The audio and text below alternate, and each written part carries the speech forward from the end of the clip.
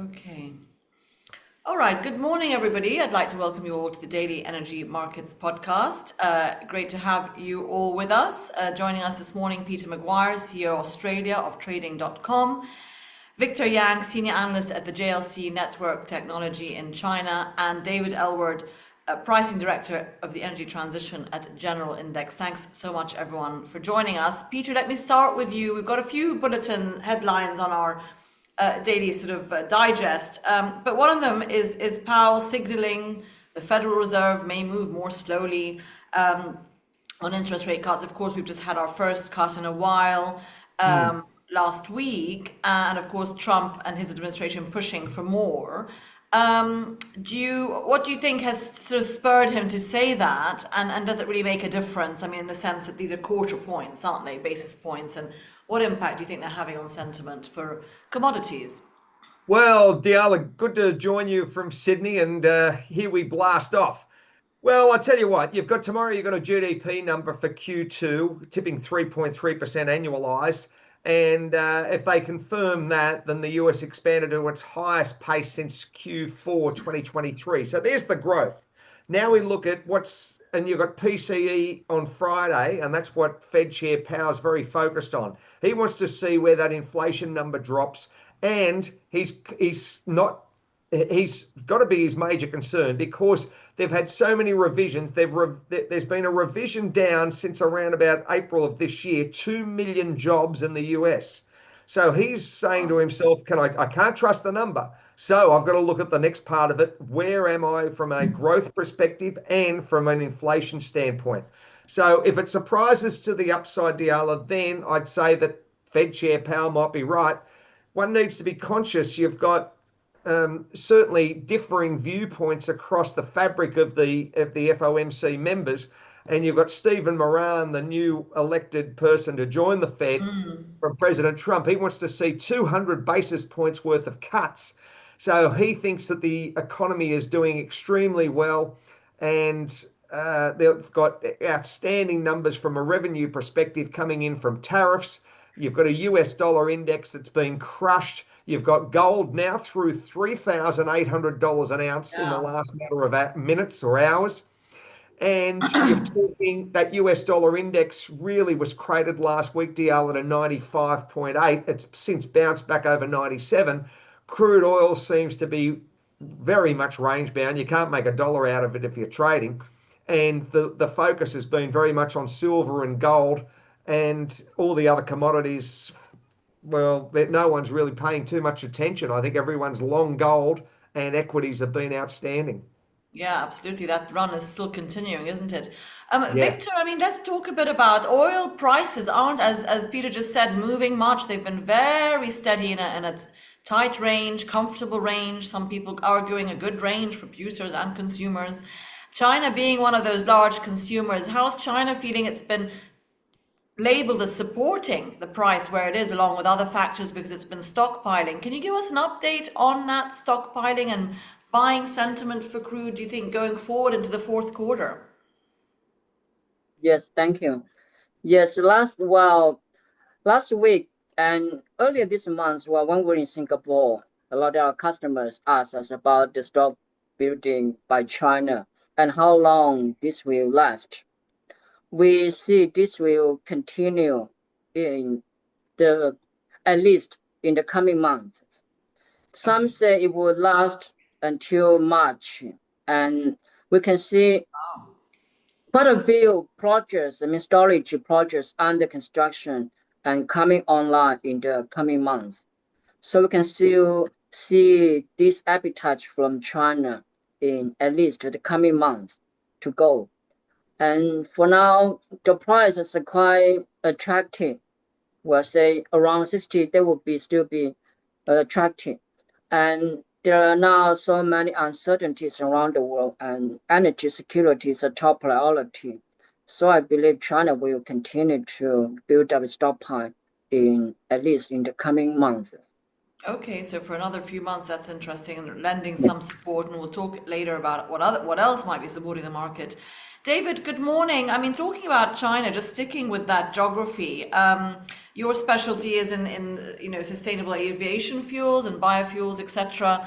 China is sort of making an inroad, isn't it, as a supplier of that cleaner fuel, if you like. And it's sort of where would you see its global share of the jet fuel and SAF sort of export markets going? Obviously that's a long-term question, but I mean, is it a serious inroad into other markets, or give us your trajectory for that? Yeah, thanks, Diala. Great to be with you all. I'm actually dialing in today from Oslo, where we know, just before we come to China, where we know very much Trump would like to be here himself in the next couple of months to come up and pick up a peace prize. But perhaps we'll return to that. Or what about any drones? How about any Russian drones? You see, well, that's the other thing that's happening over Scandinavia. Oslo airport here earlier this week, along with Copenhagen, had to shut temporarily because they had some drone activity. I think the Danes said, well, they didn't rule out the possibility of it being some interference from Russia, but nothing confirmed. And I think airspace now reopened, but it just sort of signals that the sort of the tensions that are around, and we've seen some reaction on oil. But I mean, look, let's stick with China for now. You're right. I mean, so I think it's really useful to sort of split kind of China on aviation fuel into both the streams of jet fuel and SAF, because I think they tell slightly different stories. So on jet fuel, we've really seen, right, since the pandemic, aviation fuel demand in China sort of recovered, perhaps, or recovering domestically, but still weaker for international travel. And that's the kind of the part of the context in which China's domestic refiners also kind of battling sort of lower demand for gasoline and diesel gas oil have been producing more jet fuel. Now, so we've seen quite strong fossil jet fuel exports from China into the international markets for the last couple of years. This year looks like being kind of almost as strong as it was last year. Let's see if things continue to climb. There's a couple of months left, but it's sort of on a par with 2024. And that's very much, a lot of that is coming to Europe. It's coming west. If we look at pricing spreads currently, the sort of quite the closely tracked east-west spreads for jet fuel are like very favorable to ship kind of surplus product, both from the Far East, from China, from South Korea, but also if there's sort of marginal barrels available in the Middle East, those are likely to come west, either to Europe or to the US, where pricing is quite strong. I suppose some of that on the jet fuel side has sort of settled in to a trend, right? So like there is some competition that China's exporters are putting up with the Middle East, but the Middle East remains the kind of the very dominant exporters of fuel to destination. And would you just, I mean, just to take you up on that point, would Middle Eastern exporters feel, I mean, as you said, they're still dominant, but I mean, again, the volumes will increase from China. I mean, would you see Middle Eastern producers or exporters altering their strategies in any way as a result? Well, it's a good question, and I think it perhaps brings us to sort of really sort of zero in on what do higher jet fuel exports from China reflect. Like, I'm not sure it reflects a strong sort of situation in China, right? They're kind of having to make the best of a tricky situation. Maybe it's sort of a kind of paper tiger, sort of slight facade in terms of kind of domestic strength. So how long do we see that? I mean, I know some of the guests earlier this week have been talking about how there could be consolidation among some of the teapot refiners in China, and if that happens over the coming years, that perhaps some of these higher jet fuel exports will taper off. I think if we want to sort of pivot this discussion into more of the sustainable aviation fuel side, I think that there is a story there from China's perspective that speaks to a greater sort of strength in its position in those emerging markets. It's like we're sort of look. I think with SAF, we always have to. I have to temper my own excitement and enthusiasm for this with sort of just the context that it's like we're talking about Early like days. around 1% Yeah. of total aviation fuel consumption, but there's certainly even at this very early stage in these new markets, it is an area that China, sitting on a lot of domestic used cooking oil as feedstocks, is really well placed to be able to supply, and is doing so, positioning itself as a growing powerhouse in that market. Okay, great. Thanks, David. Peter, I mean, you mentioned earlier about, you kind of gave us an overview of commodities, the dollar. I mean, one commodity that isn't moving because of a weakening dollar where it should be is oil, right? I mean, it's just not shifting.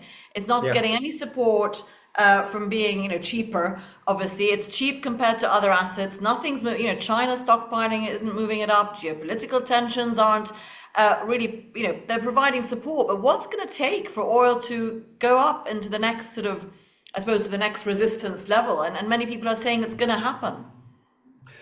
Well, you would If have not to China, think China's not giving the support, as well, an example. China's not. No, certainly Yeah. not. And China's got their own hands full as far as from an economic standpoint, and they've still got property overhang, and we've discussed that many times. Yeah. And that takes a long period of time to wash through. So you've got to look at geopolitical tensions and what's the situation with President Trump trying to make things not be as warlike, and these are the first steps of it. So if you were to see an escalation in geopolitics, then you would probably say that you would see oil prices with a war premium built in. That would force prices up. Secondly, you would think that we haven't seen anything dramatic happen, and we're over the first half, and we're now in the second half of the hurricane season, and there's nothing there to really say, wow, we've got a carousel of hurricanes, and we've got 10 lined up. That hasn't happened. So that would be weather outages, and we don't hear too much as far as bad news coming through. Thirdly, one would say if the US dollar, if it was to further devalue, but one's got to be conscious, it's down 12 or 13% since the start of the year, and oil's down a similar number. So if you're buying in euro, it's very, very cheap, certainly yen and probably pound. So that's been wonderful for their consumers. And what's the story going to be with Russian crude and President Trump and India? The storyline there with tariffs and the whole impact. And now India's really on the warpath, as far as President Trump's concerned, with the introduction of the H-1B visa program. So I look at it from a big global picture standpoint, and I go, well, there's no real key drivers. Then you've got the Saudis and everyone wanting to increase production, and that seems to be the common thread leading into Christmas. So I don't know what's going to drive prices higher. And also President Trump coming out of the United Nations saying he wants to, as far as the World Bank's concerned, he pushes the World Bank to finance more fossil fuels for development.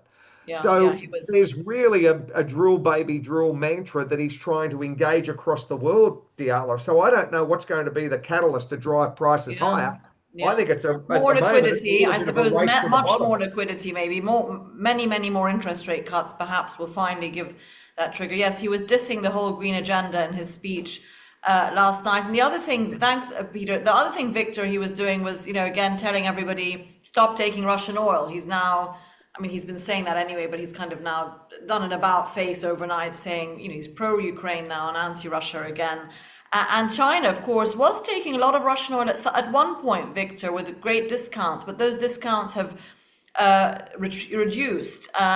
Give us an update on its intake of appetite for Russian and Iranian oil, even, given also the secondary sanctions that the US has been threatening. Well, Russia was still the biggest supplier to China in the first 8 months of this year. But imports from Russia actually declined by over 8% because of a lot of factors, including some issues caused by sanctions. So we see quite a significant drop in imports from Russia already. And meanwhile, China is still trying to diversify its crude imports and still importing quite a large volume of other discounted barrels from some other countries, Yeah, but some refineries, as you know, have been sanctioned by the United States earlier this year, Yes. and they became more cautious about taking some barrels. But on the whole, such imports cannot drop very significantly. We might see small drops in the coming months because of some refineries, but we are not expecting to see a large drop in such imports. Okay, thanks, Victor. David, back to Europe and sort of energy transition. We talked a bit about SAF fuels and jet fuels and China's sort of advent in that space. But just generally speaking, we've talked about energy security this morning. Again, at the forefront really all the time now, being used also as an excuse to slow down transition agendas, whether it's IOCs slowing those down or countries. Where's Europe at the moment, do you think, on that path? Europe's always been at the forefront of that. It has some ambitious sort of plans on the political front to sort of, obviously carry on with its agenda. But do you feel that there's more pressure from a cost point of view, even on the continent, to sort of prioritize other things like defense expense and also, good old reliable conventional energy is just a bit more secure from an economic point of view? So I think it's sometimes useful, right, to differentiate between what is the sort of short-term political noise against the kind of medium to longer-term trends. And on the former, there's the rise of populist parties across Europe. In the UK, where I'm from, where the soundings are very much right to sort of lean into the higher costs associated with energy transition, and to instead maximize existing fossil fuel resources.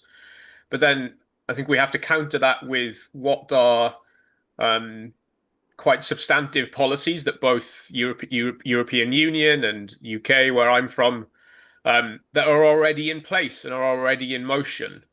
What about, in the UK, we had the whole cost of living, crisis when we had the Ukraine war launched 3 years ago. Of course, gas prices and domestic sort of cost of living, everything went stratospheric. That's calmed down, admittedly. But, as winter approaches again, is that something that from the UK perspective, people get nervous about all the time? Obviously, we could talk about gas prices as well, but is that, or has Europe settled into a more comfortable state of energy security? LNG imports from America, etc. It doesn't feel as vulnerable anymore. Look, I don't think those issues go away, right? They perhaps not in the news so much. Inflation is lower, but like in the UK itself, I know there was a kind of an update to some kind of some forecasts earlier this week that the UK is still expected to record the highest inflation out of the kind of G7 economies. And look, we've got a government, a UK government that's under a lot of pressure on various fronts domestically.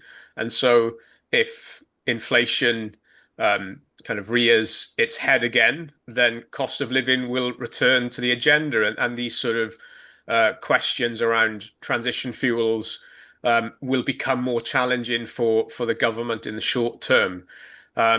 We've also got. I note that there was a clip I saw going around on social media of from the European Parliament. We know that like the deal, was it the greatest ever deal that Trump announced between the US and the EU a couple of weeks ago? Oh, yes. Where it involved LNG like pretty intake. substantial quantities, sort of something like 700 billion of investment in the US kind of energy sector, or Many people, for though, are US dismissing fuel. that that's going to happen. Dismissing Practically that, but speaking. it's being used by the like sort of some of the parties, the Greens in the EU Parliament, to say, well, look, we should be spending that money on And I know it's sort of perhaps not a real figure, right? Kind of cobbled together for the deal, but there's still a lot of policy in the EU which is geared towards supporting and backing the transition. And if I signal out sort of renewable fuels and SAF as one. We're 9 months, almost 10 months through, 9 months through the first year of mandatory blending of SAF into the aviation fuel supply. 2% now has to be delivered by aviation fuel suppliers. And like sort of there's been questions from investors around will that actually stay in place? Like some hesitancy. Right.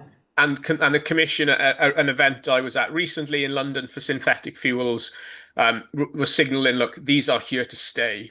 So there's sort of short-term noise, but I think there is Yeah. commitment to stay on this for the long haul. Okay.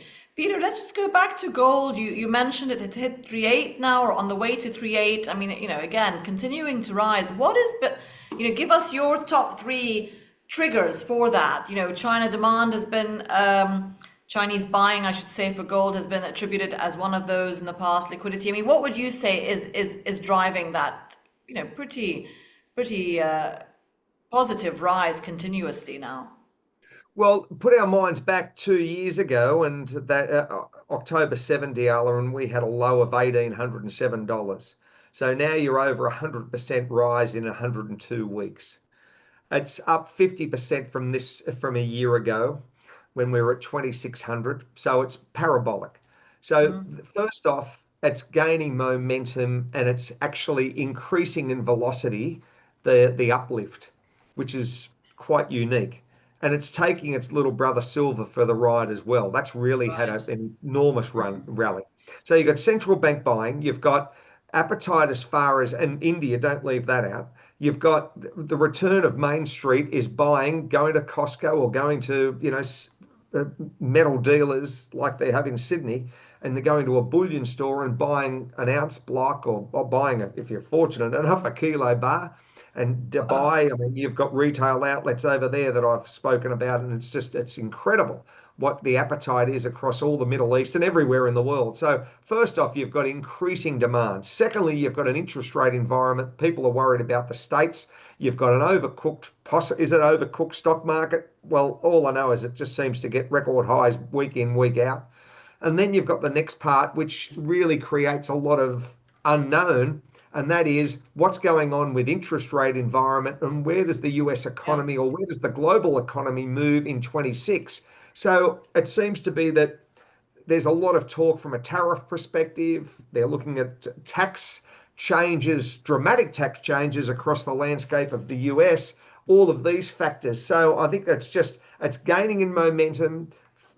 Goldman Sachs coming out and saying 5,000 is a target. Yes, it probably is now. One would have laughed if you said that a year ago, but hey, we're at 38 plus, and I think 4,000, the way it's going, you might be there the first or second week of October, Diala. Yeah, I mean, it's really beyond. And if you look at the trend of the last 20 years, we just haven't seen this kind of run at all. And we've No. had other things, though, other cycles playing out, but it is quite unique. We have the survey question up there. We're talking about interest rates that Peter just mentioned again, which is, that we have the Federal Reserve signaling that it may slow that down or not, but how is that going to impact oil demand, price trends, including for gold and anything else over the next quarter? So what level of impact is it going to have? Victor, I mean, Peter just mentioned tariffs. Again, give us an update of where the China-US tariff talks are. They've sort of varied a bit over the last year. Again, does China feel that a deal finally will be settled and everyone can get on with their business? Where's the sentiment at from your perspective? Well, I'm not so optimistic about the tariff negotiation between the two countries. As we know, both countries lately met again, but there was no specific achievement on the negotiations. And just from what I learned from public news, and no progress was made. this. There could be, well, they need to talk again next time, but there might be some kind of suspension, but I do not expect both countries to get what they really want from each other, because some terms are not acceptable, I would say. And for instance, the deal about TikTok, the sales of TikTok, Yes. and then, yeah, well, it's not likely for the country to sell the company completely with the core technology. And I also heard there was also some other terms that China would not accept. It was kind of principal problems, so I do not expect they would really achieve a very good deal, satisfied for both. Well, I do not really expect that. Victor, while we have you, I wanted to also get your opinion. I don't know if you have one, because obviously in terms of the trade relationship and exports from China, China this year the stock market, recovering to an extent, very much backed not by the property sector stocks or other sort of, let's say, industrials, but the tech companies, a investment into chips and AI, and those companies, Alibaba's back, etc. Making a big recovery and a lot of investment and headlines out of China on that. Of course, that impacts its trade leverage with the States in a very big way. Should we be believing the headlines we see out of China? Is it playing real catch up with other manufacturers of those tools, if you like, for the tech boom? Yes, well, and we continue to see developments in the high-tech industry this year. And this is one of the main sectors that drove up country's GDP growth in the first few months. In addition to larger government spending, another sector is the high-tech industry that drove up GDP growth. And we see the country's focus is more and more on these sectors, as now is pushing forward with the industry upgrade, and will emphasize more on such industries for future development, and is now increasing its support for these industries too. So we will see more investment in these industries in the future. Yeah. Okay, thanks, Victor. David, let's go to you to wrap up for us. I wanted just to talk a bit about biofuels. Again, one of your specialties, if you like, or your areas. And I mean, give us a geographic advantage there. I mean, it's correct me if I'm wrong, but South America is also a big sort of geography for that. Countries like Brazil and others. I mean, again, where's the progress on that front for adoption, for export? Where do you see the geographies, if you like, competing on that front? We talked about SAF, we talked about jet fuel, but biomass, biofuels. Yeah, look, I think within the renewable fuels space, the perhaps the biggest issue is feedstock and securing sufficient feedstock for the various types of technology pathway around. So unlike what we're used to in crude oil refining, where it's very homogeneous in terms of the feedstock source, for renewables, you've got multiple different technology pathways, and each of them can draw on different types of feedstock. Now, you've suggested too there's kind of like biomass, kind of forestry residues. And where Latin America, where Brazil is very strong, is on the ethanol front, on their feedstocks created from sugarcane, and like some of that goes into existing. In South America, stays within kind of the road fuel supply chain. A lot of it already goes into the US, right, for blending into gasoline. So I think that there's a lot of appetite in South America as well to sort of develop its own domestic, like expand its domestic biofuels, renewable fuels production base.